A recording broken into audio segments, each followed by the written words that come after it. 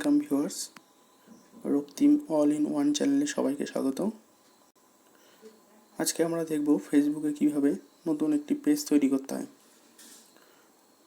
চলুন ভিডিওটা শুরু করা যাক। ভিডিওটা শুরু করার আগে যারা আমার চ্যানেলে নতুন, প্লিজ আমার চ্যানেলটাকে সাবস্ক্রাইব করে দেবেন এরকম নতুন নতুন ভিডিও দেখার জন্য। তো ফার্স্ট আপনাদের ফেসবুকের পেজটা অন করতে হবে। ফেসবুক অ্যাপটা অন করার পরে এই থ্রি যে ডটস আছে এই ডটসে ক্লিক করতে হবে। তারপরে এইখানেই দেখবেন পেজ বলে একটা অপশান আছে, পেজে ক্লিক করবেন। আমার অলরেডি একটা পেজ তৈরি করা আছে নিউ রক্তিম বলে, ফেসবুকে সবাই একটুখানি সেটা ফলো করে দেবেন। আর এখানে ক্রিয়েট অপশান আছে, ক্রিয়েট অপশানে ক্লিক করতে হবে। গেট স্টার্টে ক্লিক করুন। তা আপনার এখানে পেজের নাম সিলেক্ট করতে পারবে। তা আপনার পেজের যে নাম দেবেন সেই নামটা ক্লিক করবেন।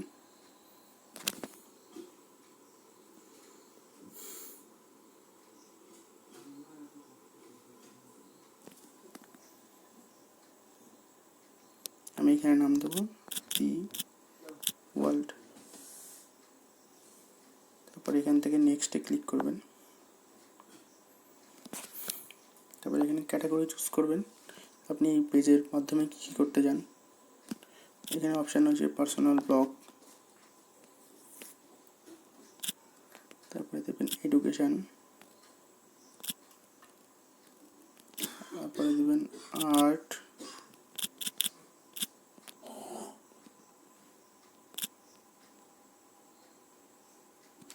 তারপরে দিতে পারেন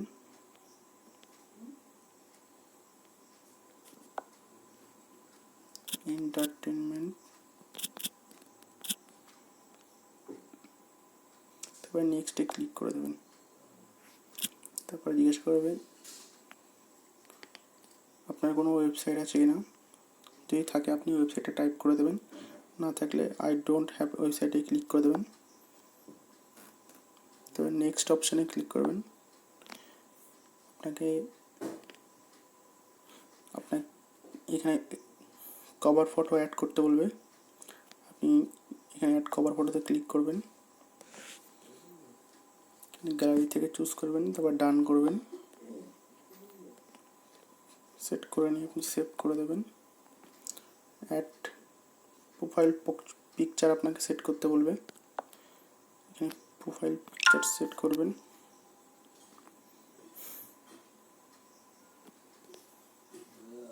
সেভ অপশানে ক্লিক করে সেভ করে দেবেন, তারপর ডান করে দিলেন। দেখবেন আপনার ফেসবুক পেজ রেডি হয়ে গেছে।